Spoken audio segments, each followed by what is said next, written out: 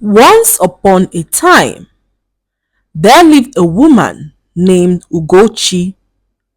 Ugochi was married to a very rich man who was a chief in a village in the east. She moved away from her own village years ago to start up a new life, and she met her rich husband in the process. Ugochi was so pompous as she only mingled with rich people such as her rich husband's friends and their wives. One day, Ugochi was in the company of her rich friends when she caught sight of her childhood friend Nkoli. She was so shocked to see Nkoli as their paths had not crossed in years. Ugochi had not seen Nkoli since she moved away from her village, and she began to wonder what Nkoli was doing in her house. Ugochi pretended not to know Nkoli and even went ahead to embarrass her in front of her rich friends, who laughed and called Nkoli demeaning names. Nkoli could not believe that Ugochi would treat her in such a way, and this broke her heart as she began to remember all the sacrifices she made for Ugochi in the past. One day, this was many years ago, before Ugochi got married to her rich husband, Ugochi's mother fell terribly ill and was about to die. Ugochi, being the only family her mother had, did not have any money or valuable item to sell to raise the money needed to save her mother's life. She was so helpless as she ran to Nkoli for help. Nkoli, being Ugochi's best friend, sacrificed all the money she had and also sold valuable items to raise the money for Ugochi's mother's treatment. Nkoli for many years dreamt of becoming a seamstress, and she saved up money for years to achieve her dream. Because of the love Nkoli had for her best friend Ugochi, she sacrificed her dream of becoming a seamstress to save Ugochi's sick mother. Ugochi did not feel any remorse for what she did to Nkoli, as all she cared about was preserving her reputation in front of her rich friends. One day, Ugochi was home when she heard a knock on her door. She opened the door and saw her old mother standing outside her house. Ugochi began to stammer as she asked her mother what she was doing at her house. Ugochi's mother was shocked and replied that she had come to pay her daughter a visit. As they were talking, one of Ugochi's rich friends arrived at her house and asked Ugochi who the old-looking woman was. Ugochi replied her friend saying that the woman was just a poor beggar looking for food to eat. Tears rolled down Ugochi's mother's eyes as she could not believe the daughter she suffered all her life for called her a beggar. Ugochi then told her mother that she did not have anything to give a poor smelly beggar as she banged the door to her mother's face. "It is getting late, my daughter. Do not send me away," cried Ugochi's poor mother, who was exhausted from the long journey she had just embarked on alone. Ugochi did not listen to her mother's cries as she went ahead to attend to her rich friend who arrived at her house few minutes ago, leaving her poor mother outside. This was a heartbreaking moment for Ugochi's poor mother, who began to journey back to her village late that evening. Ugochi, never told anyone, not even her rich husband, about her poor mother who she abandoned all alone in her village. Ugochi rather lied to her husband that her parents died years ago in a fatal accident, leaving only her in this world. Whilst her poor mother was suffering in the village, Ugochi was living a life of affluence with her rich husband. Ugochi had been married to her husband for 5 years and still no child. One night, whilst Ugochi was asleep, she had a dream where she saw some beautiful children playing around an old hut. She was so excited to see the children and ran to give them a hug when suddenly the children ran away from her into the old hut. Ugochi woke up and could not understand what the dream meant. She kept it to herself as she could not discuss it with her rich husband or friends.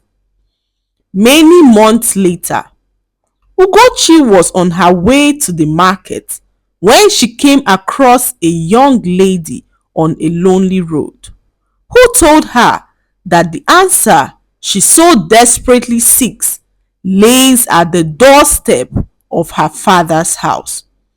Ugochi was confused and tried to get more information from the young lady, but when she turned back, the young lady was nowhere to be found. Ugochi got home and began to think about what the young lady had said. My father's house? How can the answer to my problem be there? She said to herself as she made up her mind to finally visit her father's house after so many years away. One early morning, Ugochi's husband came in to tell her of his plans to travel far away to escort his friend to go perform the traditional marital rites of the woman his friend wanted to marry. Ugochi was excited as this was the perfect opportunity for her to also travel to her village to seek the answer to her problem. Once her husband traveled, Ugochi also set out on her own journey to her father's house. After several hours, she arrived her village and met the whole place empty. Where could my mother be? She asked herself as she walked around calling for her old mother. After a few minutes, Ugochi caught sight of her best friend Nkoli approaching her. Nkoli, I am so sorry for what I did to you the other day you came visiting, she said, but Nkoli was not moved by her apology. Where is my mother? She asked Nkoli, who looked at her in disappointment. Please, where is my mother? Ugochi said again, and Nkoli blurted out in anger, you killed your mother. Your mother died few days after you sent her away from your house. Your poor mother came to visit you despite the fact that you abandoned her for years and you sent her away, calling her a poor beggar. Your mother was heartbroken, a daughter she suffered to take care of after her husband's death. You shut the door to her face, leaving her to walk in the dark alone for hours. Your mother arrived home late that night and could not sleep or eat for days, as all she did was cry and call out your name. But you were nowhere to be found. Few days later, your mother died of a heartbreak, but before she died, she told me to give you this. Nkoli handed Ugochi a cup, saying, your mother said you should drink some water from this cup and your problems will be solved. Ugochi was in so much pain at this point, as the cup she was holding was her mother's favorite cup. Ugochi began to weep, as she never knew that the last time she would see her old mother was the day she turned her away from her house, calling her a poor beggar. Ugochi then did as her mother instructed and drank some water from her mother's favorite cup. The next day, Ugochi was about going back to her husband's village and decided to bid her best friend Nkoli farewell when she stumbled on her husband and his friend in Nkoli's house. Nkoli was the woman her husband's friend came to marry. "What are you doing here?" her husband asked Ugochi in shock. Ugochi began to stammer, as she was not expecting to see her husband in her village. "I can explain," Ugochi said, as she began to tell her husband the whole story. "So, you are the woman my friend told me about that turned her poor mother away, calling her a poor beggar?" Ugochi's husband asked, as his friend had already told him the story few months ago. Ugochi continued to stammer, as she did not know what to say at this point. "I am disappointed in you, and I never want to see you again," said Ugochi's rich husband, who was so furious at his wife for lying to him all these years. "How can you be so wicked to your own poor mother?" he said in anger, as Ugochi began to cry and plead with him for forgiveness. Ugochi's husband ended his marriage with her, and Ugochi had to return back to her father's small hut, as she had nowhere else to go. None of her rich friends came to see her, and no one intervened to bring her back to her husband's house. Ugochi regretted all she did, as she wished she never treated her poor mother in such a wicked way. Many months later, Ugochi had lost the will to live and was about harming herself when she heard a knock on her door. She opened up the door and saw her best friend Nkoli and her husband standing outside her father's hut. Ugochi began to cry profusely, as she never expected to see her husband ever again. Her friend Nkoli, being her best friend and now Ugochi's husband's friend's wife, interceded on Ugochi's behalf and begged Ugochi's rich husband to forgive her. After several months of begging, her husband agreed and came to take his wife back home. That was how Ugochi learnt her lesson, and she never looked down on anyone ever again. Few months later, she got pregnant and gave birth to twins, a boy and a girl, and they all lived happily.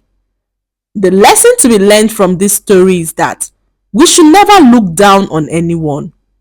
Never ever deny knowing your friends or family because you want to impress people who don't matter.